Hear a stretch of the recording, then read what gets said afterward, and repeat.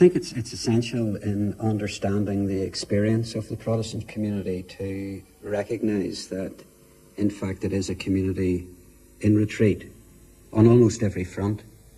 It's actually suffered physical and territorial retreat in an area like the Shankill and North Belfast in particular, where the Protestant population has reduced from over 120,000 to 56,000 over the past 15 years. That territorial retreat is experienced in other parts of the province as well. It's actually a physical phenomenon. But beyond that, the Protestant community has also suffered political retreat. I think that's quite clear. It has lost much of what it perceived that it had, from Stormont to peace specials, right through the history of the last 20 years. It perceives itself as having lost out right down the line politically. Its retreat has been economic, where once there was a notion that the Protestant community had access to employment. The raw fact is now that in an area like the Shankill, for young people and for others, there is as little hope of finding work as in any other community in this province.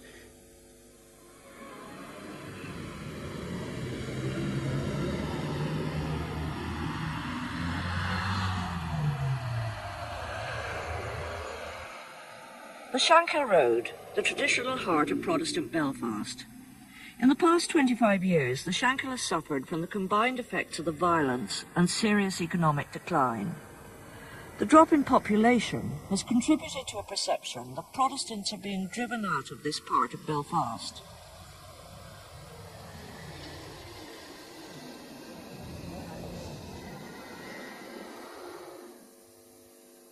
Well, the Troubles have had a particularly devastating effect on the Shankill Road. At the beginning of the Troubles, I think Protestant people were of the impression it wouldn't last too long. This was something that was going to blow over. And then as the Troubles intensified and more people became killed, the Shankill Road became very inward looking and looking towards its own community rather than trying to look outward. People became defensive with one another, and people more or less went into their own areas, and it became ghettos in that sense. And there wasn't the intermix of religion that perhaps had been in the years previous. People on the Shankill Road didn't belong to the Protestant ascendancy, and those were the people who gained from it. The people who gained from it were the mill owners and the factory owners and the landed gentry, the people who owned all the land, not the people on the Shankill Road. People on the Shankill Road were the people who actually kept them in furs and diamonds. I mean, they were the people that worked for low wages, and I can understand the sort of the anger and the frustration and even the sort of hatred amongst the Catholic community, because they did, they would argue that they didn't even have work. But I mean, if I would just stop and think and question what Protestants had, Protestants didn't have much more. They were out working long hours, 12-hour shifts in some cases, for small amounts of money. Well, all right, maybe I'd give them some sort of dignity or whatever, and I'm not trying to justify any sort of discrimination against Catholics, but what I am saying is that Protestants were discriminated against in a different sense, but they were discriminated against. The Parliament building at Stormont. When it was formally opened in 1932, it was described by its founder, Lord Craigavon, as a Protestant Parliament for a Protestant people. Its suspension by the British government in 1972 was a serious blow for the Unionist community.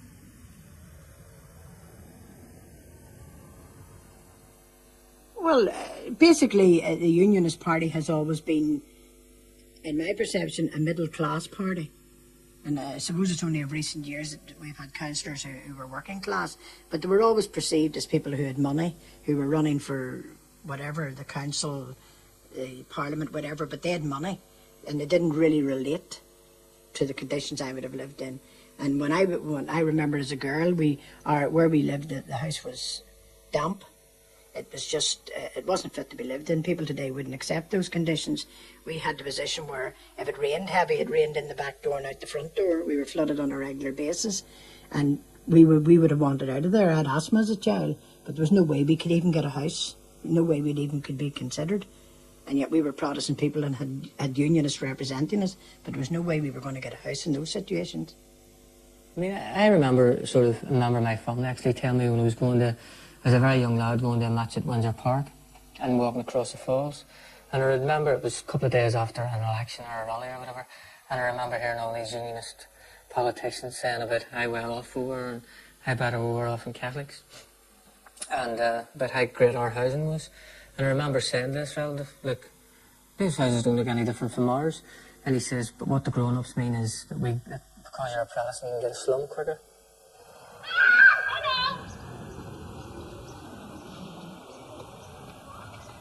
Redevelopment in the Shankill, as young families have moved to live in other safer areas, has left empty bricked-up houses and derelict sites.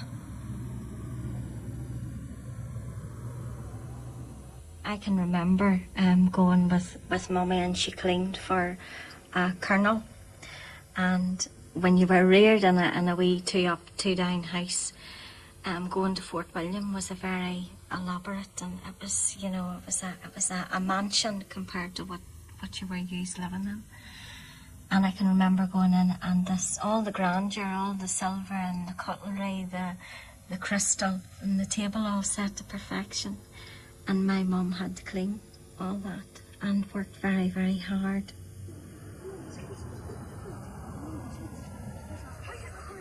It wasn't me, Arnie.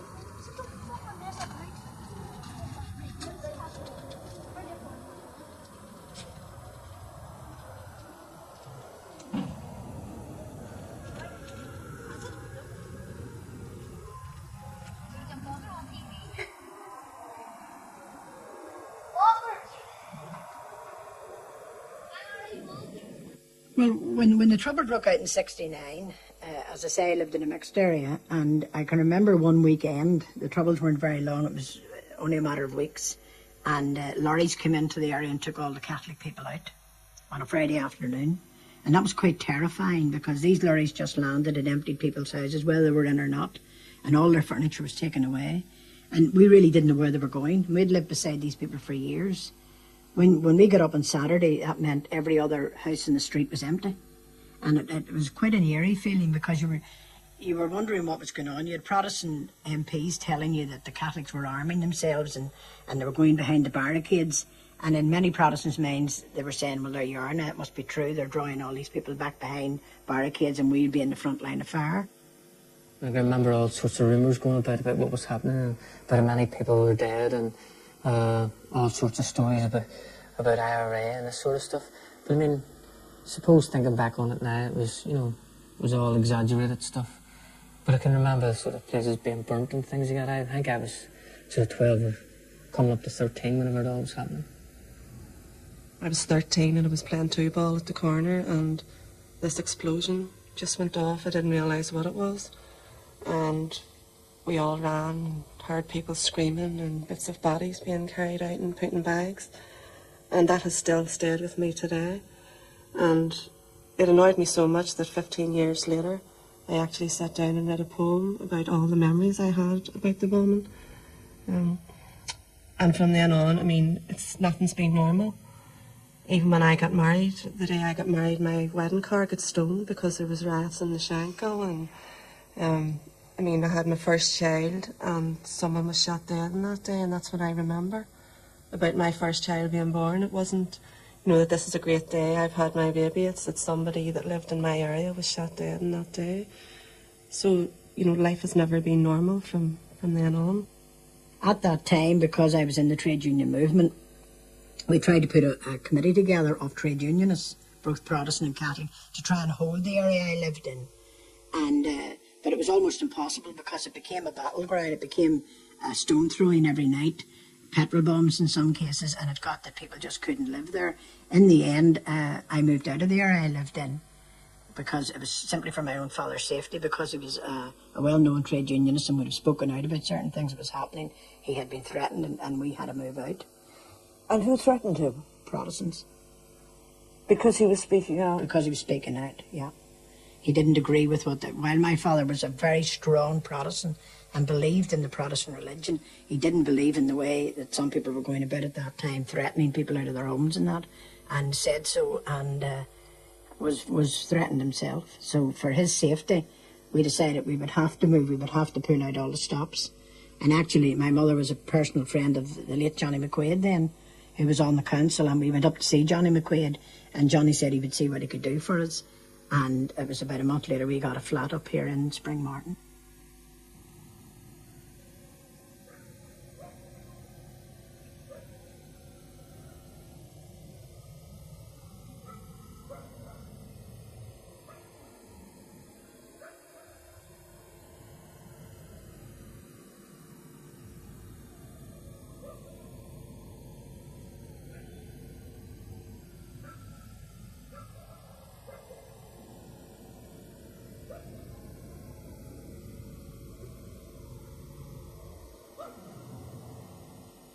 Spring Martin is an estate that was built in the early 60s, and it was built specifically to house Protestant and Catholic.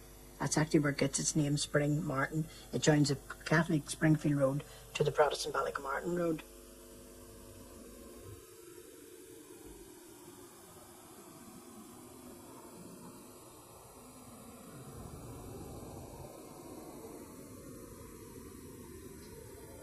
And then again in one weekend, all the Catholics moved out. And the Protestants from New Barnsley moved out of there, and they moved down to Spring Martin. And who moved them? It was moved simply out of fear, because there had been the White Rock Orange Parade had taken place the last Saturday in June, which is an annual thing, and there'd been trouble at the parade. And the rumour had come up the road that there was going to be trouble. And basically Protestants and Catholics actually negotiated to change houses, and it meant that New Barnsley became a Catholic ghetto and Spring Martin became a Protestant ghetto. Now that went on like that for a couple of years. There was sporadic trouble, and then they decided to build the Peace Wall, the Northern Ireland office, and they put up this 18-foot red brick wall, and it was supposed to stop the troubles. But in Spring Martin you would maybe get a different view. The wall has never solved any problem, in my opinion, other than become an eyesore.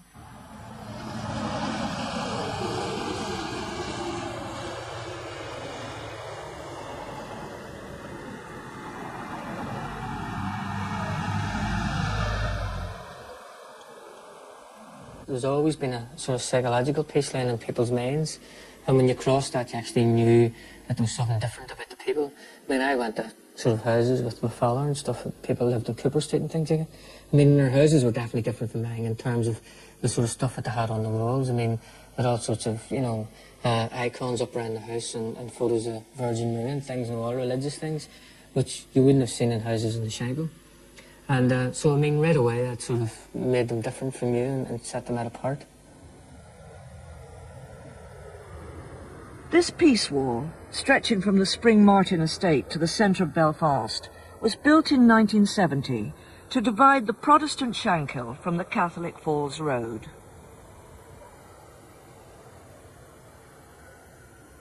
My father was a very strict man as far as the family was concerned, but in the case of an injustice, my father would have been front of the queue to, whether it was Protestant or Catholic or whatever, he'd have been the first of the queue to defend that person, and that probably was his trade union background coming through. I mean, would you have thought they were less good citizens? Would you have thought they didn't work and that sort of thing? No, I don't think so, no, because when he was in the war, his best friend in the war was a Roman Catholic, and he was killed beside him, so he was, and my father often referred to him, and they were good mates all through the whole war. No, I don't think he thought anything less of them. He just didn't trust their church and was of the impression that the priests had far too much influence in their lives. But, and we certainly were never going to go down to All Ireland because Rome ruled it. But that, as I say, that's not to say that he wouldn't have stood up for the injustice when he seen it, and did. Would he? He wouldn't have been distressed if you had Roman Catholic friends. Oh no, I had Roman Catholic friends who come in and out of the house. No, one thing he would have been very distressed at if I'd have married a Roman Catholic or any of my sisters. That would have been totally unthinkable. That was something that wasn't countenanced under no. And while we brought Roman Catholic friends in, none of my sisters would ever have brought a Roman Catholic boyfriend home. He wouldn't have countenanced that at all. Definitely not. He was never put to the test. No, well, while I ever went out, Roman Catholics had never come into the house, let me put it like that, you know, but he certainly would never have, that would have been it, you know. I mean, there are 23 different denominations on the Shankill Road, Protestant denominations, and that reflects what's essentially Protestant, because it's a religion based on individualism, on individual salvation.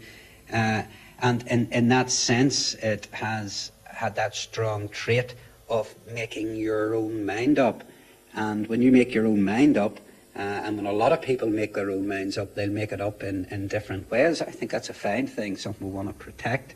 I personally wouldn't want, one huge church determining and dictating my life or anyone else's. I think it's a big advantage in some respects. The disadvantage, of course, of it is fragmentation, in that there'd be so many voices vying to be heard that it gets it mixes people up for a start.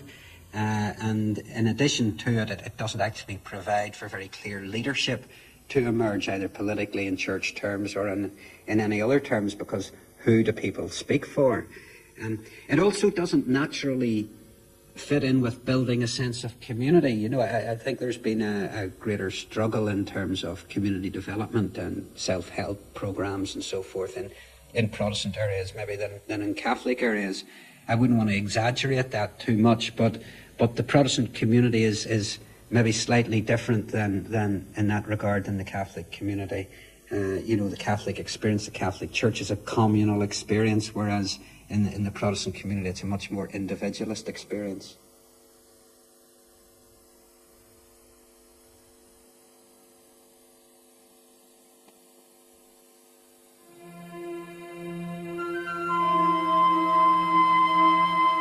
Harland and Wolff, the great Belfast shipbuilders, once employed 20,000 people in these yards. Now less than 2,000 people work here.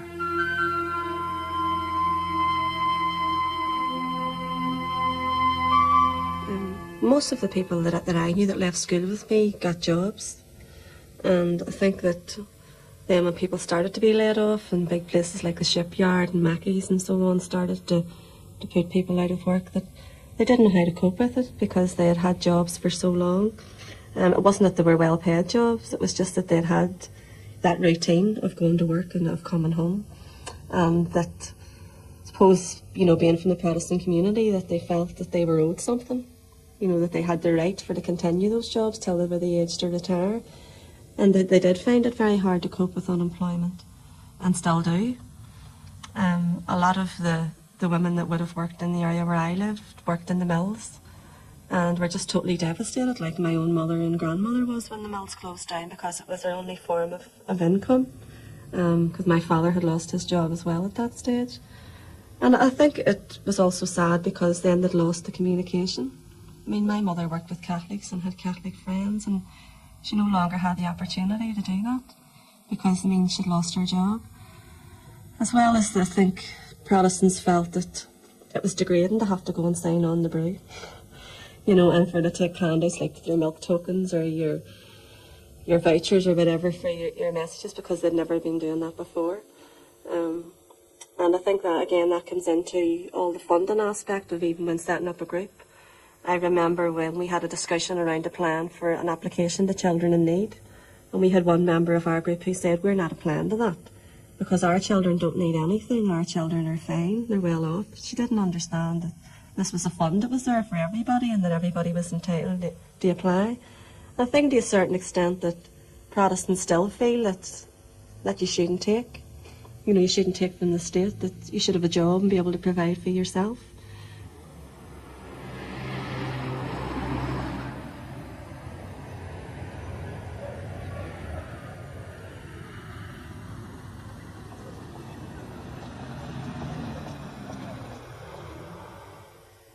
Well, I think this is what I was saying earlier on. I think Protestants now realise that they actually are no better off than their Catholic counterpart, because, as you say, we have young people here in the estate who have never worked and probably are never likely to work, and they're rearing families. I was speaking to a young man recently, and he said to me, why would he look for work? His father had never worked. And that struck me. 20 years ago you never heard Protestant people saying that, because work was part of our ethos. Now, with so high of unemployment in the area, people have had to look inward and see what they can do for themselves.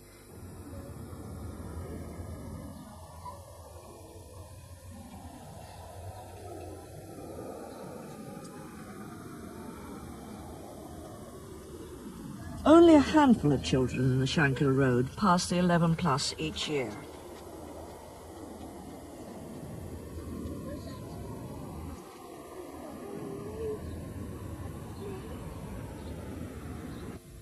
Well, what we tried to do was to encourage local women to take up their education again, because I felt certainly, and lots of the other members felt that, you know, if we want to do this, there's lots of other women in this area that want to do the same. It's just there's no centre for them to do it in, and lots of them have young children. There are lots of young one-parent families in particular in the area that we felt, well, they don't even have a partner, you know, so I mean, who can they ask for support if they don't have a creche? Again, it was also about the low attainment in the area of our children. We had, in that year, we had the lowest 11 plus pass level in the whole of Northern Ireland, and we thought there must be something wrong in the Shankill if that's the case. So we wanted to encourage women. We knew that they needed to be taught in order to take an interest in their own children's education. So that's why we did basic maths, basic English, we did assertiveness training, lots of personal development. Lots of the women went on and went to college and went to university. But also we lost a lot of women because of the influence of their husbands or their partners. Mm-hmm. It was, you know, you're getting too cheeky or you're getting too full of yourself, and you know, you should be here minding the kids. My supper was late tonight because of your course. You're not getting back to that centre. You know, so there was still a lot of problems, and still is a lot of problems around that in the area.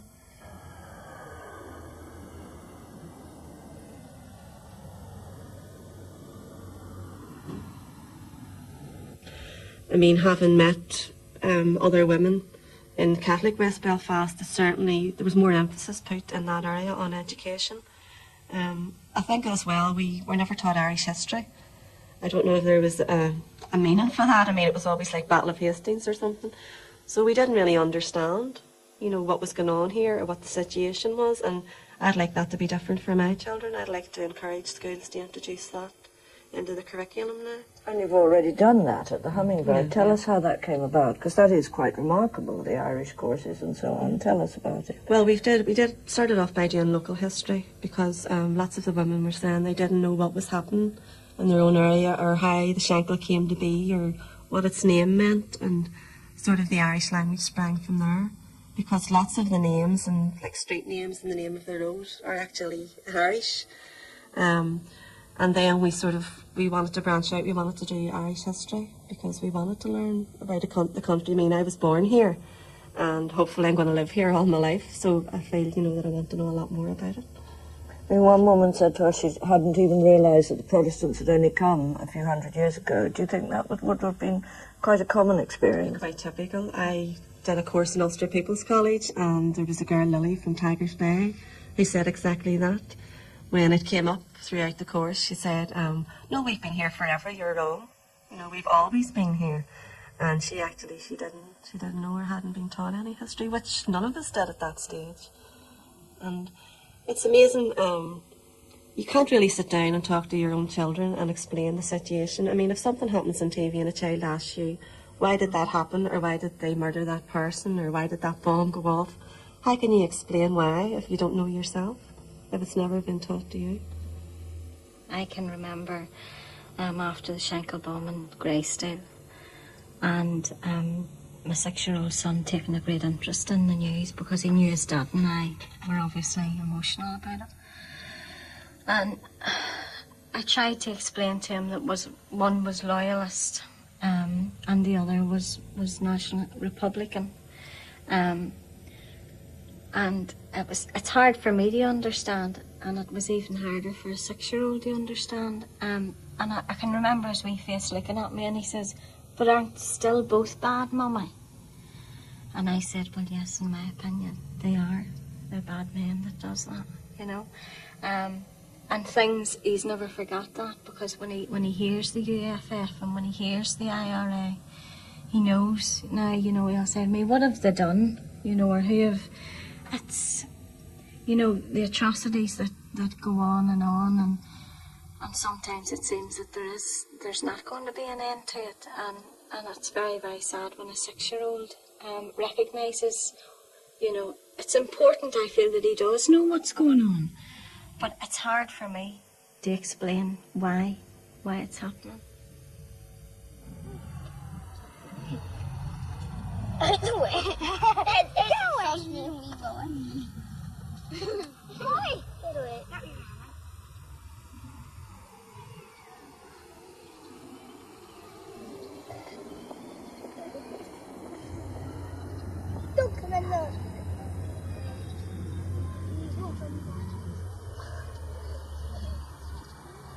it's now quite well known that at the moment there's fairly gross underachievement amongst school children educationally on the Shankill. There are immediate historical reasons for that, to do with redevelopment and low morale and large movement of population and not the full range of a working class community and its abilities in the Shankill any longer. But longer term than that, and in some depth, essentially in the Protestant community, because for working class people there was a perception of some access to employment, that your greatest achievement was to get an apprenticeship in Mackey's or in the shipyard or in Shorts or whatever. In the past, the value placed on education was in order to get an apprenticeship. And once you got that apprenticeship, your training and education continued on the job and in your job. What has now happened is that the jobs are gone, but there's no educational tradition to fall back on.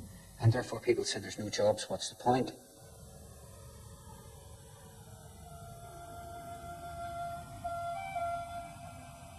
At the beginning of the Troubles, James Mackey's, the engineering works where many people from the Shankill found jobs, employed 7,500 people. Now the workforce is less than 300. The decline in manufacturing industry, in shipbuilding, the linen mills, engineering, has hit the Shankill particularly hard. Unemployment in the area now runs at 25% and is as high as 40% in some wards.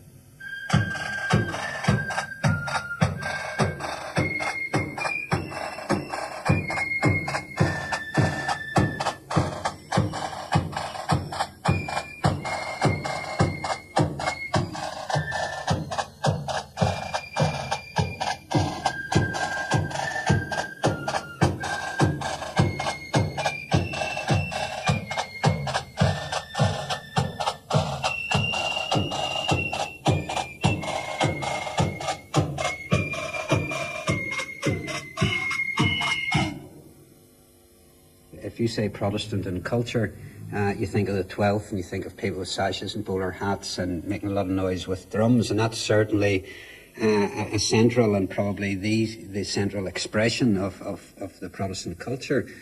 But in that sense, that whole expression has been rubbished in the media. It has been caricatured for years now in the international media, and as a result, it's had a feedback to the Protestant community, you know, that this is maybe not quite right. In fact, while it's the main expression of culture, there's much more to the culture of the Protestant community than that. But as people look out, they sort of think, you know, it's the Catholics who have the music, it's the Catholics who have the poets and the writers and the artists and so forth.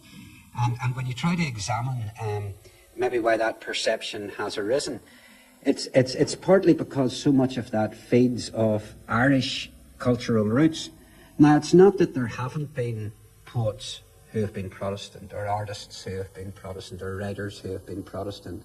It's that, first of all, if those people have fed off any sort of intellectual or cultural roots, in many instances they tend to be Irish roots that they feed from, and therefore there's a gap grows up between them and the community that they come from. Not necessarily, but it's perceived and felt to be such on the ground, maybe in working class communities.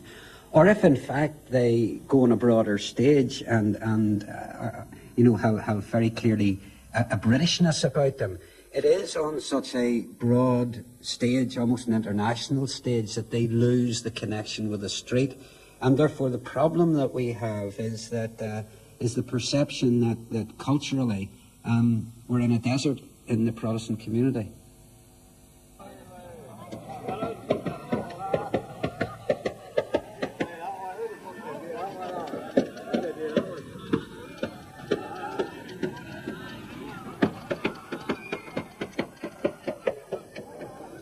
I mean, you have people like Kenneth Branagh, who was born in York Street in North Belfast, lived here in his early years.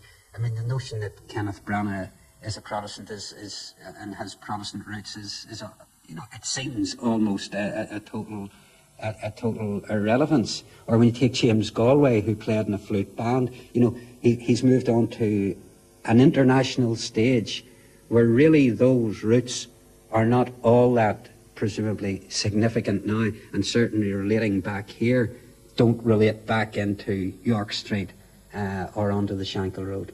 Van Morrison, for example, would be taken as someone whose songs are full of references to Belfast, wouldn't they, the early songs? They are indeed, but I mean, I don't think that people in working class Protestant communities would feel, Van's our man. I mean, you like Van Morrison, you like his music, but you don't think here's a guy that went to Orangefield, even though it is in his songs, and even though I'm quite sure for him it's a source of inspiration and so forth. It doesn't come back into this community. Perhaps you're not very good at claiming your own icons. Perhaps you're not as good at that as the Catholic community. I think that's a big problem, but it's because they either relate to their Irishness, so Van links up with chieftains, so he's linked up with something Irish. He doesn't come back to link up with Shankill Road Defenders flute bands, So he himself does that, inevitably. But I do think that there hasn't been even that the Protestant community has felt the need to do that, because it doesn't orientate in that direction, because it has had no real experience of claiming a wider culture, because it has its orange culture.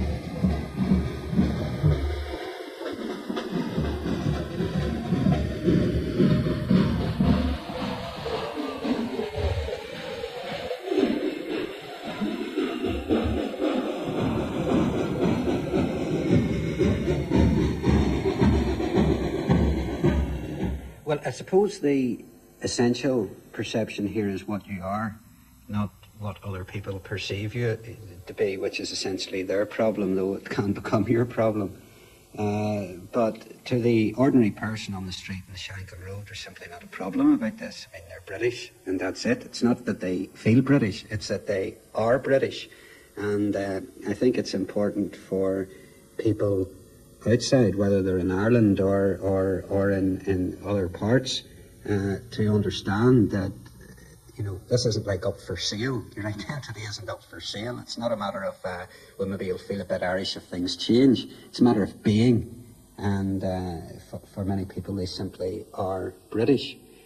And the history, this century, for example, until recently has affirmed the whole strength of that feeling. This community here on the Shankill in 1916 at the Somme, there was not a family that was not most tragically affected by the cataclysm of that great event, when so many people died. Now, that was a war that people perceived as a British war, and people were very proud to serve and be part of that. It was reinforced again in terms of the Second World War, and the sort of question didn't arise.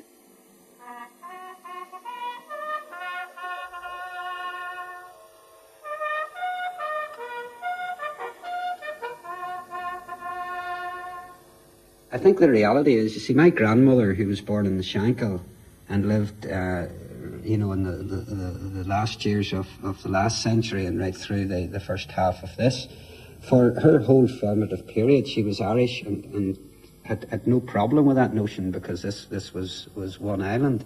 So within 2 generations, or less, that has changed. And of course, what changes it is violence and threat.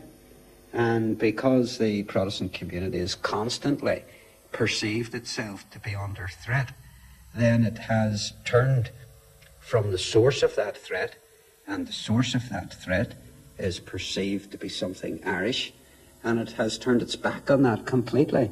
So I would say to you that in terms of relating to and valuing that which is Irish about us, the biggest blockage to that is threat and violence.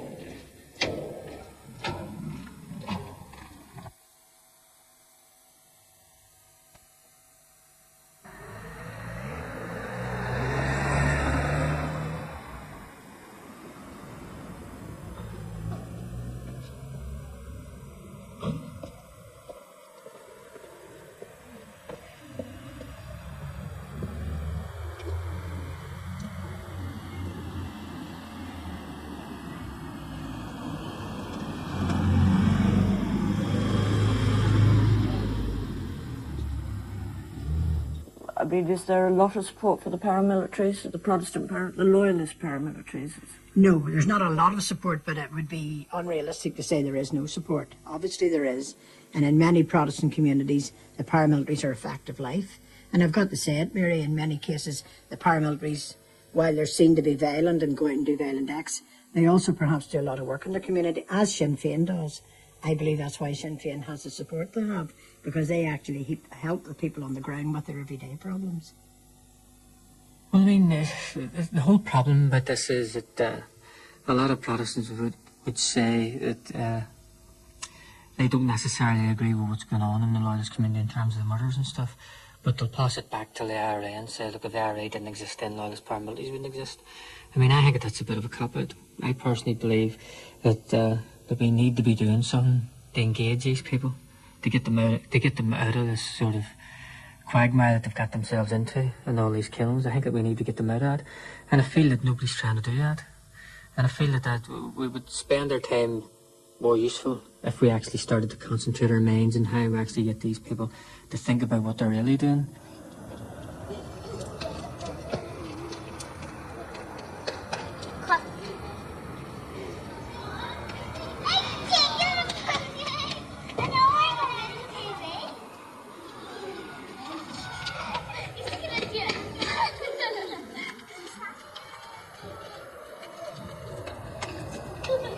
For the past 3 years, loyalist paramilitary groups have been responsible for more deaths than the provisional IRA.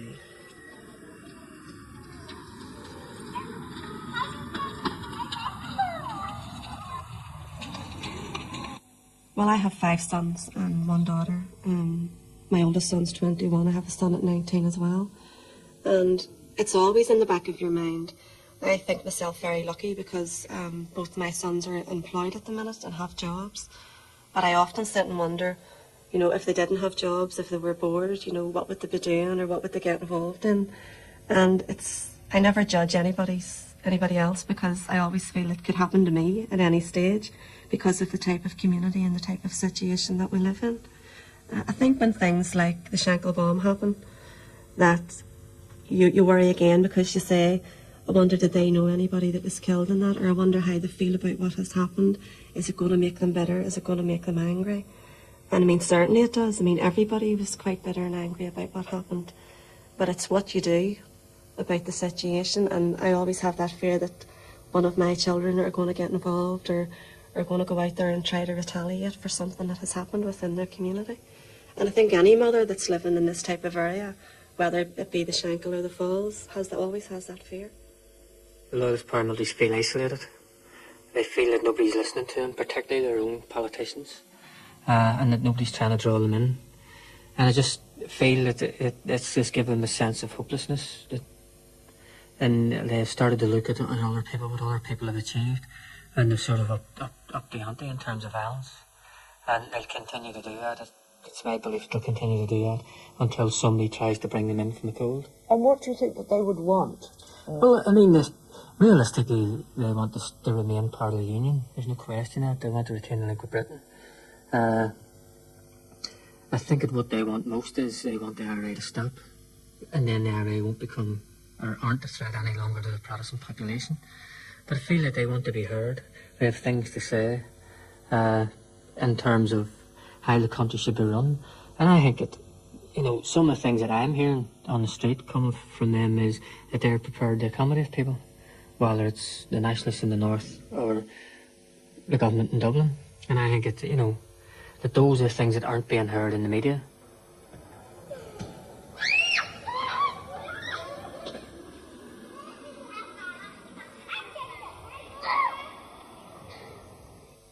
Sinn Féin, particularly now, claim they've entered into some sort of peace process. We understand that the IRA is still carrying on. But there's a similar process happening on the loyalist side as well, that people are searching for the way forward, even though loyalists are still going out and doing what they're doing. And I feel that that there needs to be some sort of common ground found for both loyalist and Republican paramilitaries to be brought in and to be heard by somebody.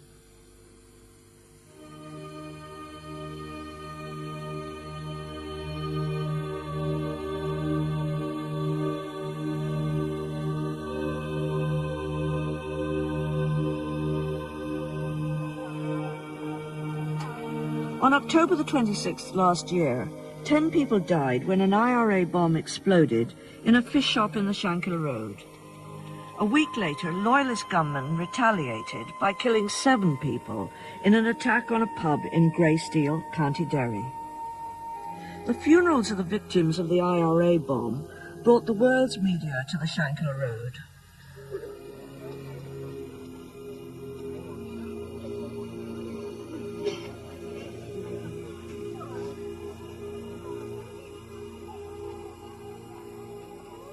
My mum had rang me earlier that morning and said, "Are you coming over?" It was a lovely, bright, sunny day.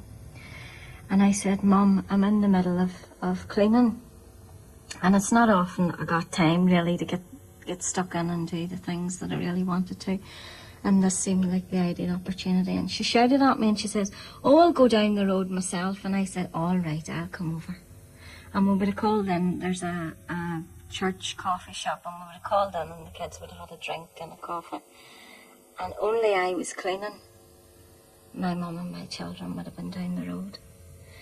And when I got out, she ran up the path to meet me and she says, "There's been an awful bomb on the Shankill." And I couldn't believe it. I couldn't believe it, how close, my family were probably to death. For my own family, my young granddaughter just missed the bomb. She was actually in the fish shop where the bomb was placed a few minutes beforehand. And my mum, phoned me to let me know she was all right. She was still eating the crab stick that she bought in the fish shop, and she's only a year and a half. Her aunt had taken her in. And, sorry. I kept thinking at that stage, well, I'm here trying to cope with my son, and I couldn't have coped if she had been killed in that. Which sounds very selfish because there was lots of other people killed, and it was only later when I started to think about everybody else, what must they be going through? I mean, I couldn't imagine how I would have felt if she had been killed, and what must that grandmother be going through that's lost her daughter and lost her grandson and lost her future son-in-law. I mean, you can never imagine the hurt and the anger that people would feel.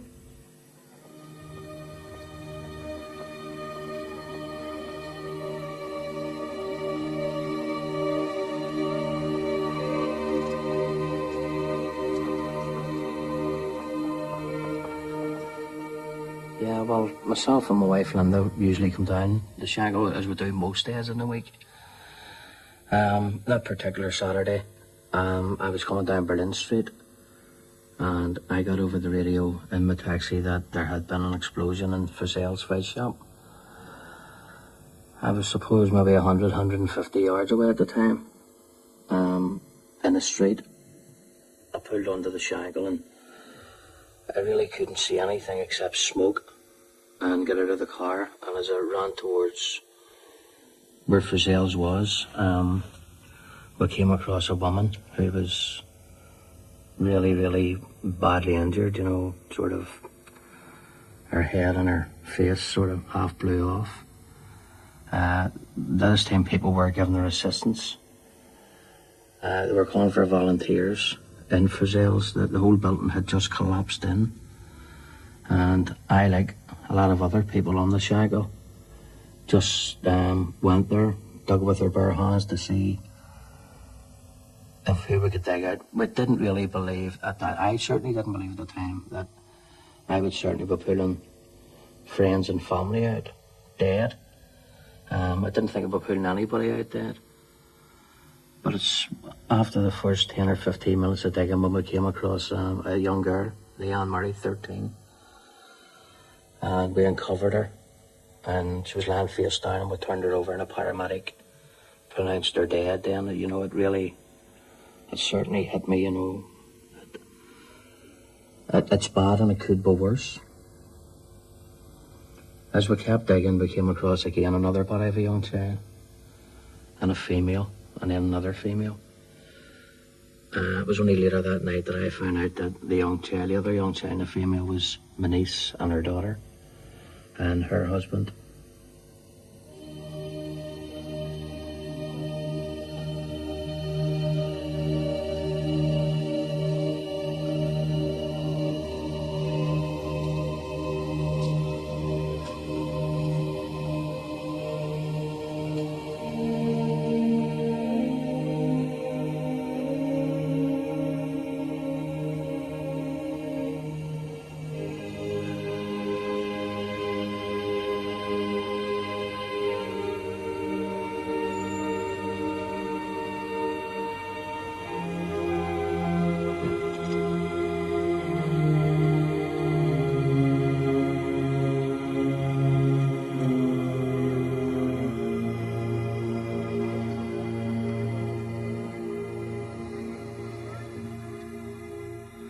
And as soon as we got to talking, that one of my nephews, Joe, had asked me what the kids and the women were wearing, the bodies were being covered.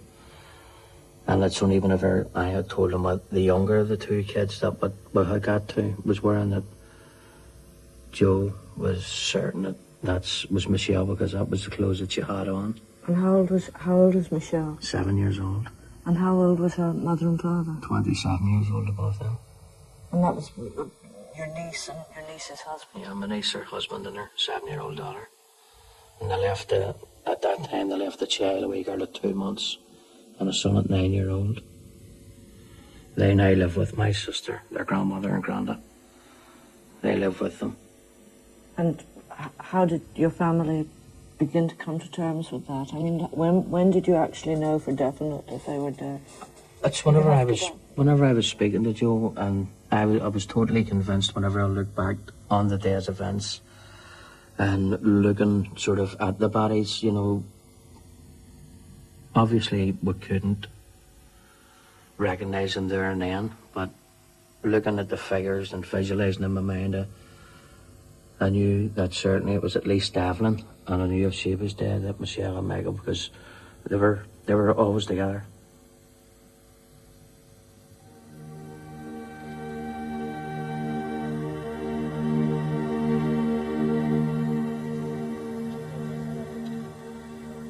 I couldn't describe to you. I was on the road half an hour after it went off, and it was a different. It was almost as if someone had come in and robbed your home.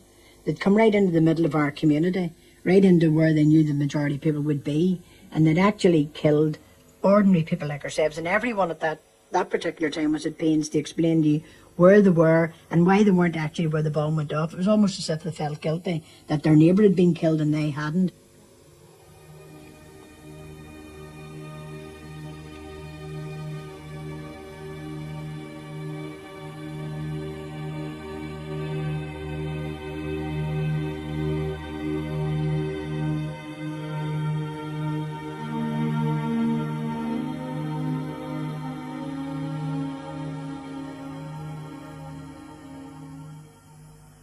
After the bomb, you know, I think the majority of people didn't want retaliation. I think that came through. I think people got that message loud and clear.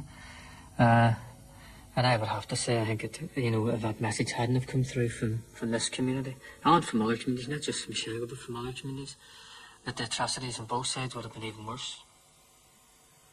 What did you feel when there was retaliation and Catholics were killed at Greysteel? I felt empty, because it certainly wasn't done through my family, and certainly I would say through any of the other families that their lives were taken. We had lost our people, and there's nothing can bring them back. There probably is nothing even will ease the hurt, but certainly if it had brought about peace, maybe, and just maybe, it could have been that little bit more acceptable to us, but certainly not to go out and murder more people, to leave them in the same state as they've left the families on the Shankill. It's deplorable. I think it's also sad that it did knock community development in the area back quite a bit. All the good work that had been going on, you know, people were saying, well, what's the point? What's the point in trying to make friends on the other side? And what's the point in trying to get together and work together when things like this are still happening? So, I mean, for us in the centre, we had to sort of talk to women. We actually had a few sessions around it, how they felt about what happened, how they felt about even going to courses now in Catholic areas. There was a lot of fear. Well, I'm not going back to my course. You know, if it's in a Catholic area, I'm too frightened now. So again, it knocked a lot of those women back. They may have spent 3 years getting to the stage they were at. It was all wiped out by a bomb in a few minutes.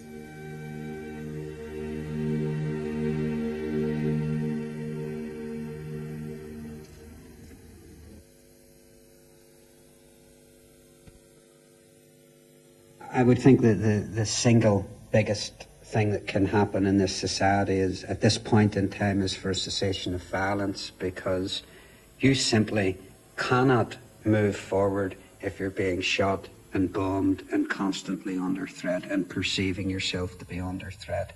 And there will be no movement, no real movement politically, psychologically, in societal terms here, until that violence stops. And all the positive work that's being done in working class communities on both sides is being done against the notion of a wall that we can't scale, and the thing that's stopping it is the bullets that are ricocheting along that wall.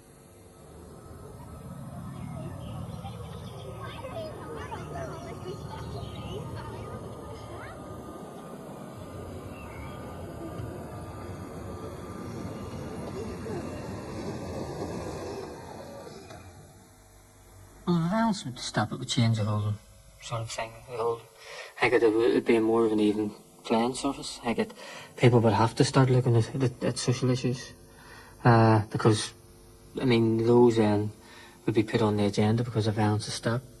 Now, because the violence is there, it's a whole concentration on constitutional issues and the whole violence thing and the threat from the IRA. And that's what the problem is. Until we actually get that ended, then we can't enter into the realms of real politics.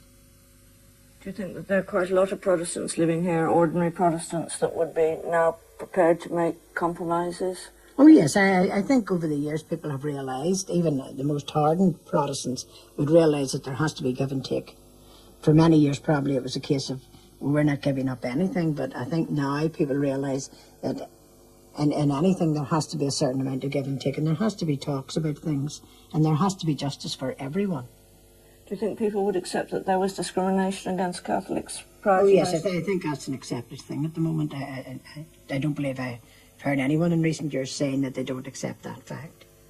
What do people feel about the South? I mean, are people very frightened of a united Ireland? Is that Yes, Yes, it would be untrue to say anything different. The Protestant people are very frightened because they see a united Ireland as being ruled by the Roman Catholic Church, and that is something Protestant people would balk at, because that's totally against anything that we have been reared or been brought up to believe.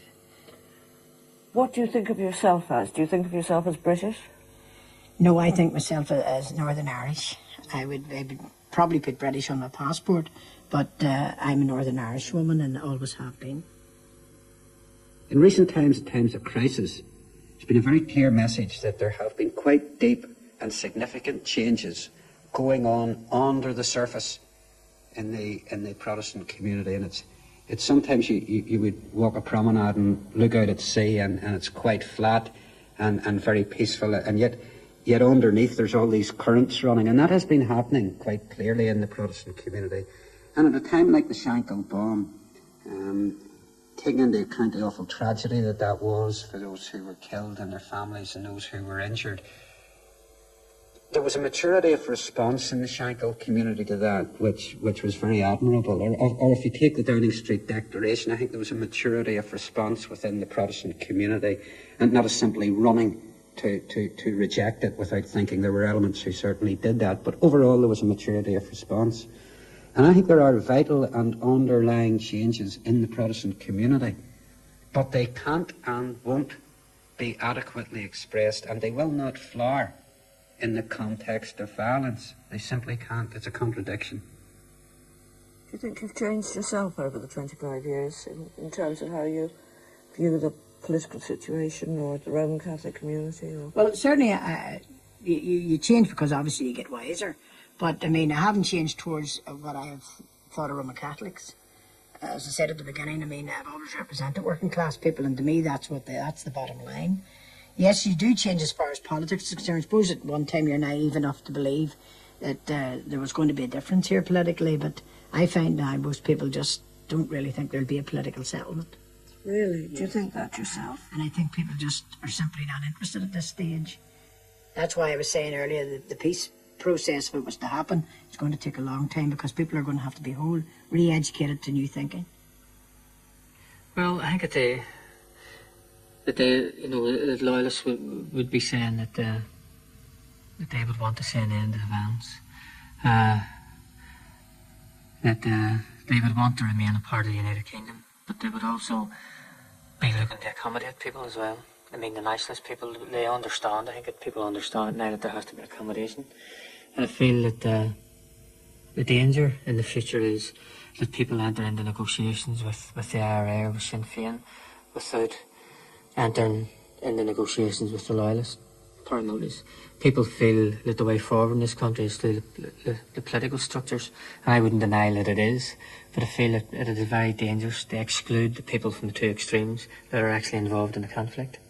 Because irrespective of whether Dublin or the United Kingdom actually agree on something, I mean, at the end of the day, there's 900,000 Protestants in the country that's, who are going to decide whether they agree or disagree with it. And I think that if you have 900,000 people who are prepared to sort of fight or defend something, it's quite dangerous. I feel that this need to be brought along.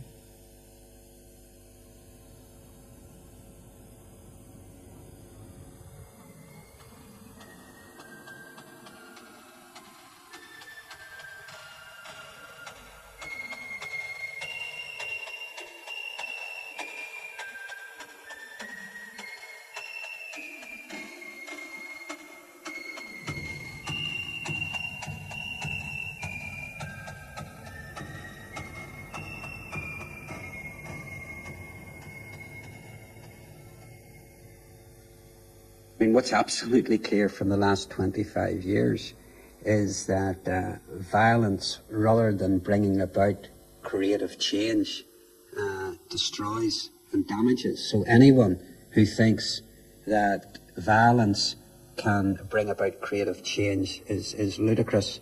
I remember Brian Keenan on his press conference after he was released from Beirut very graphically put it like this. He said, "I have two hands. With one I can make a fist to destroy and damage and hurt. With the other, with an open hand, I can lift a pen I can shake hands, I can write, I can paint, I can make music. And it's basically the question of how we'll use the red hand of Ulster, as it were. We can turn it into a fist, or we can turn it into an open hand. And that's the essential choice that we have. Now, the fist is effective. The fist has an impact. Violence has an impact, but only on the side of darkness, only to destroy, quite clearly, only to destroy. It's the open hand to create that we need, and in having an open hand to grasp others. Now, that depends on others having the hand opened to grasp rather than the fist.